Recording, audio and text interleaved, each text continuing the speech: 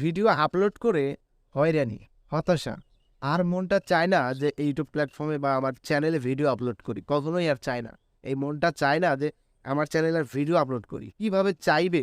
আমার ভিডিও যখন আপলোড করি, ভিডিওতে ভিউজ যদি না আসে, একজন কনটেন্ট ক্রিয়েটরের বুঝতেই পারছেন কি অবস্থা। তো যাই হোক, আজকের ভিডিওটা অনেক গুরুত্বপূর্ণ। আজকের ভিডিওটাতে অনেক গুরুত্বপূর্ণ কিছু কথা বলবো, বিশেষ করে যারা নতুন ইউটিউবার রয়েছেন আমার মতো। কখনো হতাশা হবেন না, ধৈর্য হারা হবেন না। ঠিক আছে? আমার মতো চেষ্টা চালিয়ে যান।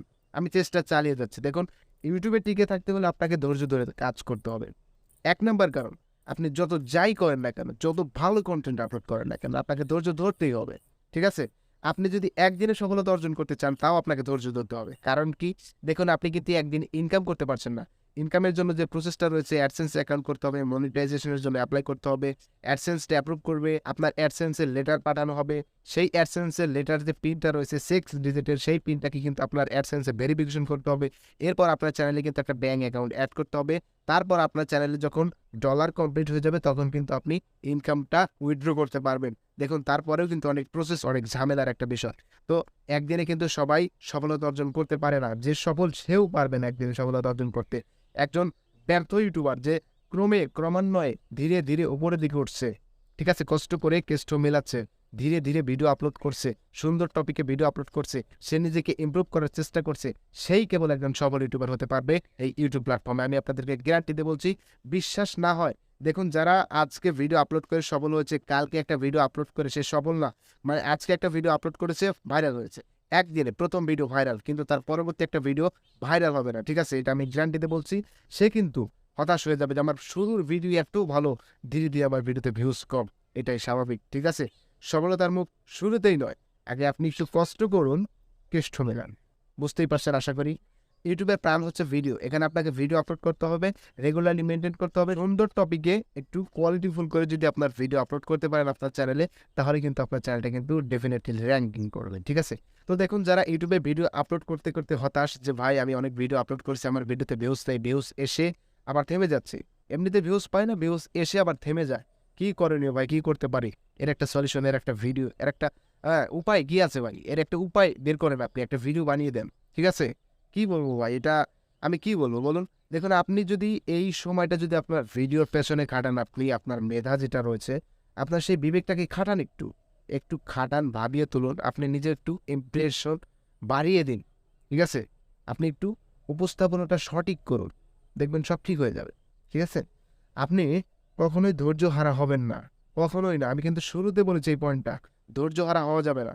আপনাকে ১,০০০ সাবস্ক্রাইব, ৪,০০০ ঘন্টা ওয়াচ টাইম, এইটাই তো আপনাকে দিয়েছে। একটা বছরের ভিতরে আপনাকে পূরণ করতে হবে। একটা বছরের ভিতরে এটা পূরণ করলে আপনি কিন্তু মনিটাইজেশনের জন্য কিন্তু এপ্লাই করতে পারবেন। এপ্লাই যখন আপনি করবেন, অ্যাপ্রুভ যখন হয়ে যাবে, তখন কিন্তু আপনি ইনকাম করতে পারবেন। ঠিক আছে? তো ধৈর্য হারা তো কখনো হওয়াই যাবে না। এটা আমি ফার্স্টেই বলেছি। আচ্ছা, এরপর আসছে হচ্ছে, এখন একটা বিষয় আমি আপনাদেরকে ক্লিয়ার করে দেই। একজন নতুন ইউটিউবার শুরুতে ইউটিউব প্ল্যাটফর্মে আসে, একটা চ্যানেল ক্রিয়েট করে। ক্রিয়েট করার পর সে দেখে আমার চ্যানেলে কোনো সাবস্ক্রাইব নেই, ওয়াচ টাইম নেই, ভিডিও আপলোড করলে কোনো ভিউজ হয় না। ঠিক আছে? আমি আপনাদেরকে একটা সলিউশন দিয়ে দিচ্ছি।